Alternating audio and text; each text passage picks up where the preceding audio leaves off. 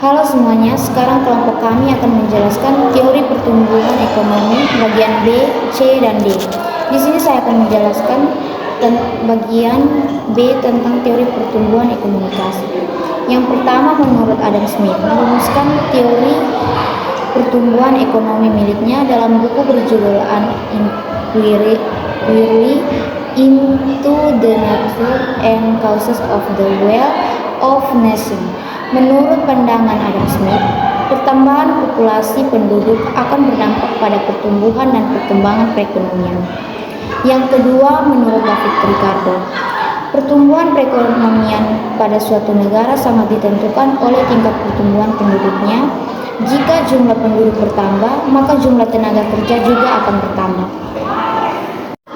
Sekarang saya akan menjelaskan bagian C tentang teori pertumbuhan ekonomi neoklasik. Yang pertama, teori pertumbuhan ekonomi menurut Harold Domar merupakan teori pertumbuhan yang paling sederhana, di mana dalam teori ini hanya menggunakan akumulasi modal dan tenaga kerja sebagai faktor yang mempengaruhi pertumbuhan ekonomi suatu negara.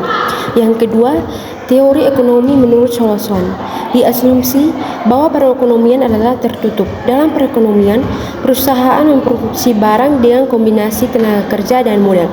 Sekian dari penjelasan saya, terima kasih. D. Pertumbuhan ekonomi Schumpeter yang dikemukakan oleh Joseph Schumpeter menekankan peran inovasi dan perubahan teknologi sebagai pendorong utama pertumbuhan ekonomi. Menurut Schumpeter, proses kreatif disruptif seperti inovasi, teknologi, penciptaan produk baru dan perubahan struktural dalam proses perekonomian adalah kekuatan utama di balik pertumbuhan jangka panjang. Schumpeter menekankan bahwa kewirausahaan dan perusahaan inovatif adalah elemen kunci dalam menciptakan pembuat gelombang pertumbuhan ekonomi. Inovasi tersebut bisa melibatkan pengenalan produk baru, proses produksi yang lebih efisien atau pengembangan pasar baru. Penting untuk dicatat bahwa teori Schumpeter ini berbeda dari pandangan klasik tentang pertumbuhan ekonomi yang lebih fokus pada faktor produksi seperti modal dan tenaga kerja. Schumpeter menyoroti perubahan dan dinamika sebagai inti dari proses pertumbuhan ekonomi yang bisa menciptakan ketidakstabilan sementara dalam perekonomian.